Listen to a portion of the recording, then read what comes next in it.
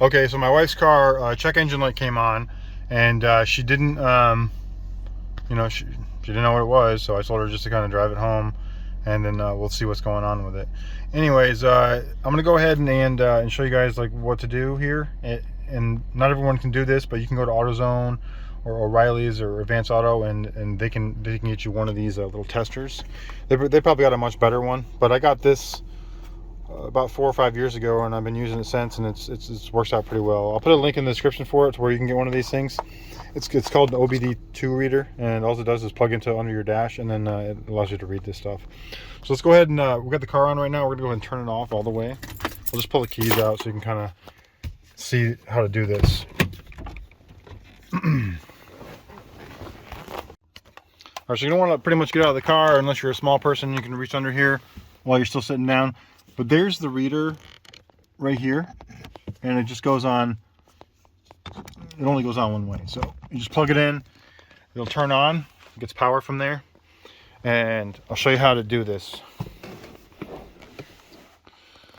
So it's going to say diagnose, but what you're going to want to do is just hit the green button here.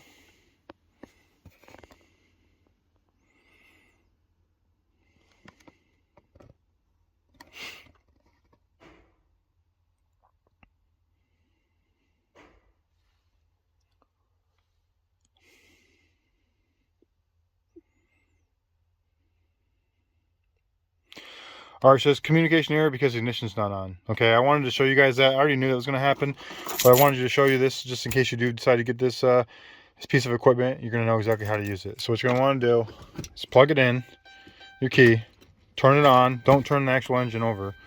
Just re-hit this green button, or hit the back button, and then hit diagnose again. It's going to be much faster.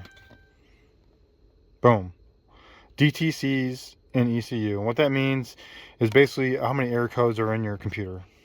So just hit green button, read codes, current DTCs, and then it says P0128. And you can Google that to kind of get a better idea of what it means, but it says coolant thermostat, coolant temperature below thermostat regulating temperature. What that means is the engine isn't heating up fast enough, and that's pretty much it. And the only thing that really points towards is the first, unit, or the first problem you're going to have is your thermostat. After that would be like wiring or something along those lines. But you don't want to jump to wiring first. You're going to want to change the easiest part out, which is a thermostat. Now, I went ahead and already knew what this code was, so I went ahead and just went and purchased went to this AutoZone or one of those stores and just got a thermostat. I'll kind of show you guys what it looks like.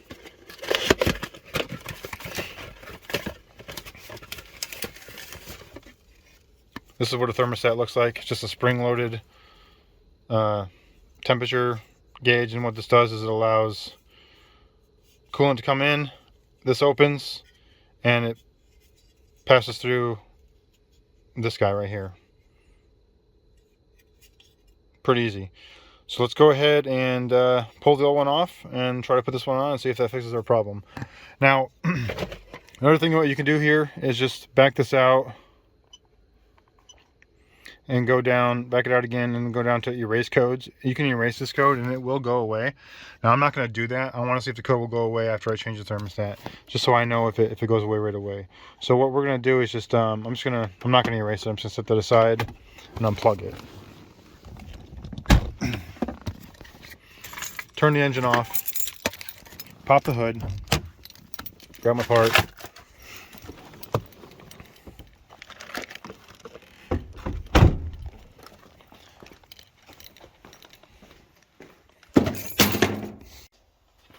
there's some kind of corrosion or something building up on there. You can kind of see this right here, how it's nice and clean, and there's something there. Either that's corrosion or some kind of bug infestation. I'm gonna try to pop it off my hands to see if I can see what it looks like. Yeah, it's just bugs. So mud daubers got it in there. I don't know. They must have did it in a day, and they built a little nest on there. Now, is that the reason that it's failing? Probably not, but it's a coincidence that it just happens to be there. So we're gonna get that out of there. Okay.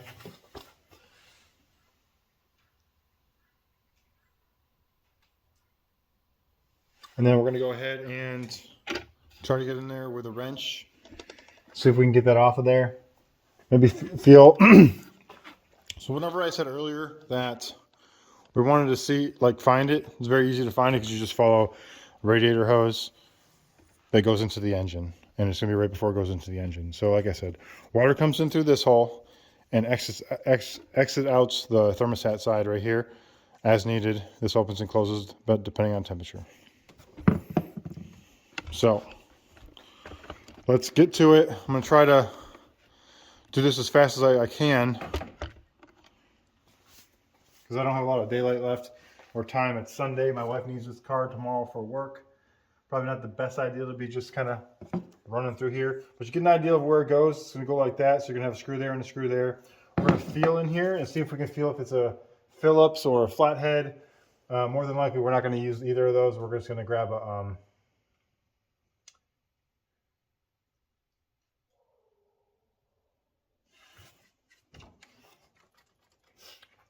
a socket and just keep testing it out until I find out which one it is.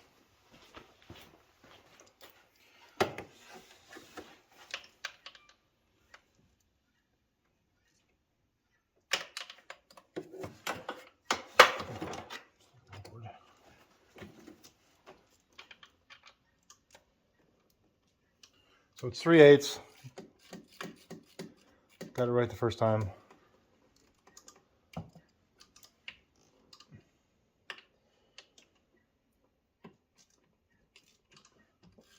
Now, some coolant will leak out here, so make sure you have a bucket, something to catch that, and then have some extra coolant around. And there it goes.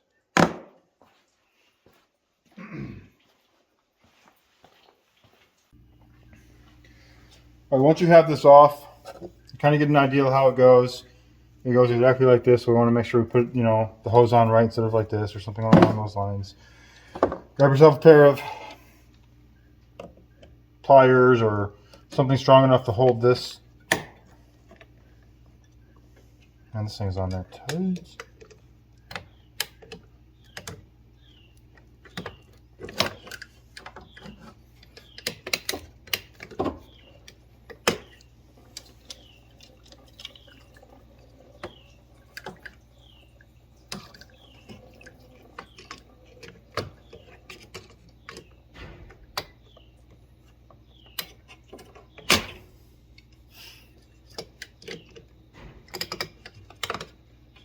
All right, there we go.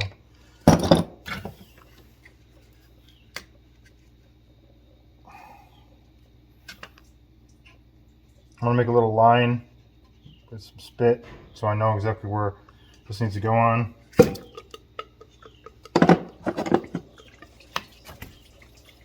Put it back on. Put this clamp back on.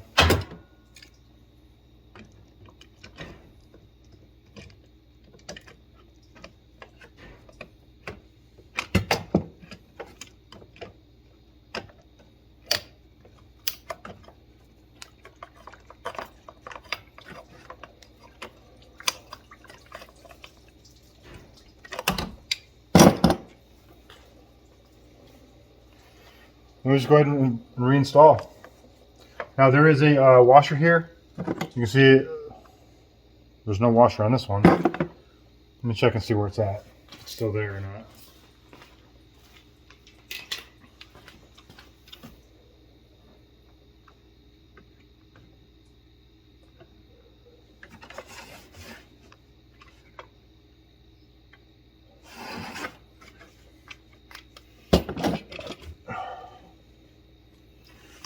There's the old washer. Make sure you get a new one. Put it on there.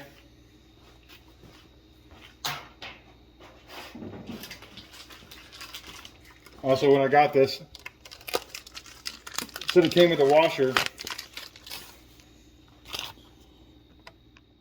But, I opened the box to double check and it didn't have a washer in there. So make sure you get a washer with your item.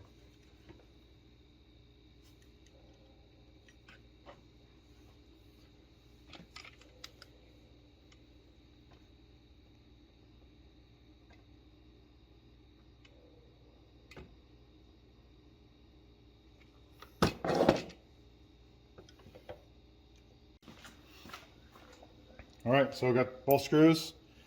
We're gonna slide these in here. Just kind of maneuver it back in there the way it was. I know these angles suck, but it's, you know, you don't need to really see what's going on here. You just need to be able to understand what's happening.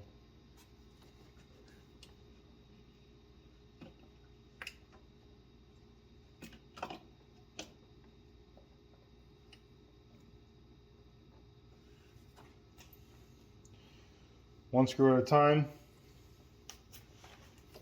by hand.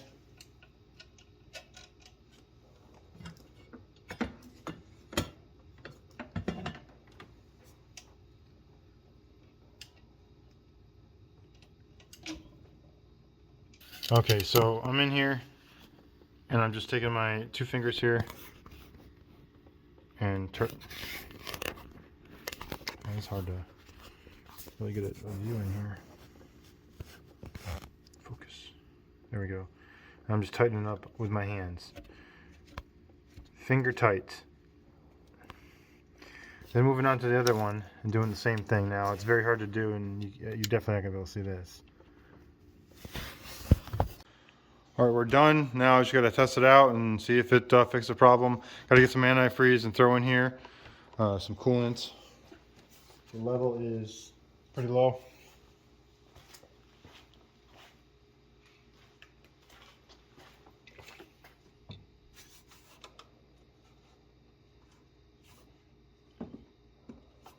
It's low, but it's not too low. So let's go ahead and I'm gonna start this up. And I'm gonna check that level again to make sure it doesn't go too low. And then we'll see what happens.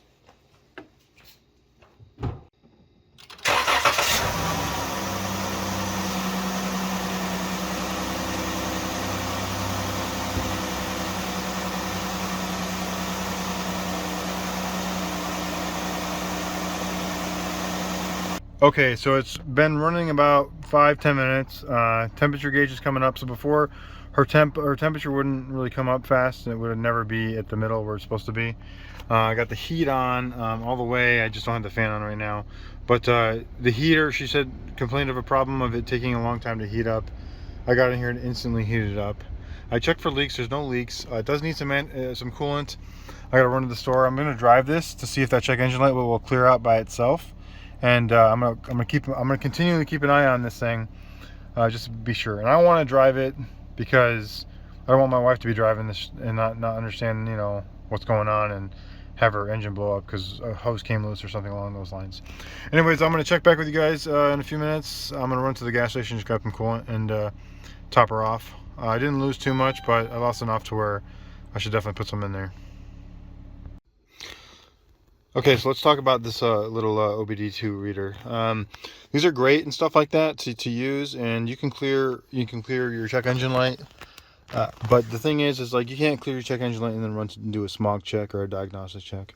And the reason you can't do that is that there's these little monitors that they're called on here. They're called IM readiness, I believe. Readiness complete 8, readiness not complete, readiness not supported, so on.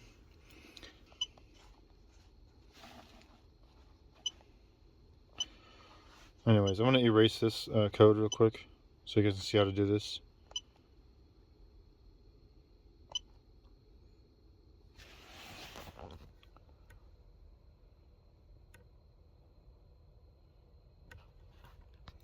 Should go away. I might have to start the car up. Let's see. There it goes.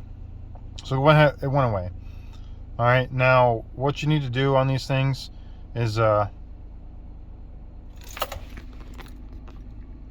you have to run through these readiness checks, and it's like driving, you know, 50, slowing down from 50 to 20 without braking, things along those lines. So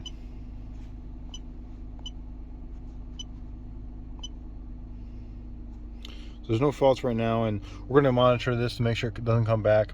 Also, I went ahead and drove this around for quite a while. This is my wife's car, and I don't want her to have any issues. So we're watching the coolant here, the temperature gauge, make sure it doesn't go over half.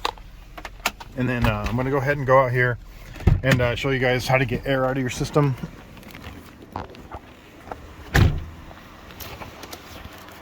The way to do that is to just run it with the cap off.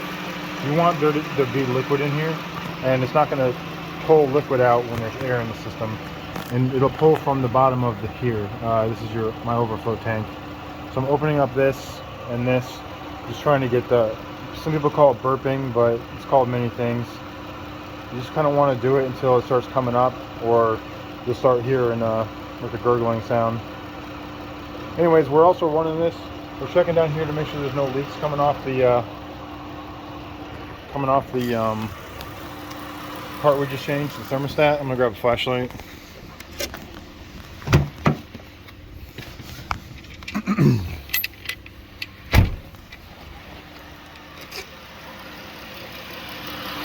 So there's the thermostat, and you know, I don't see any leaks from the top. And what I mean by leaks is I mean any drips at all, anything. You don't want there to be any kind of nothing going on down there. Also, you're going to want to get on the bottom while this is running. Check, make sure there's no leaks coming down. There's nothing there.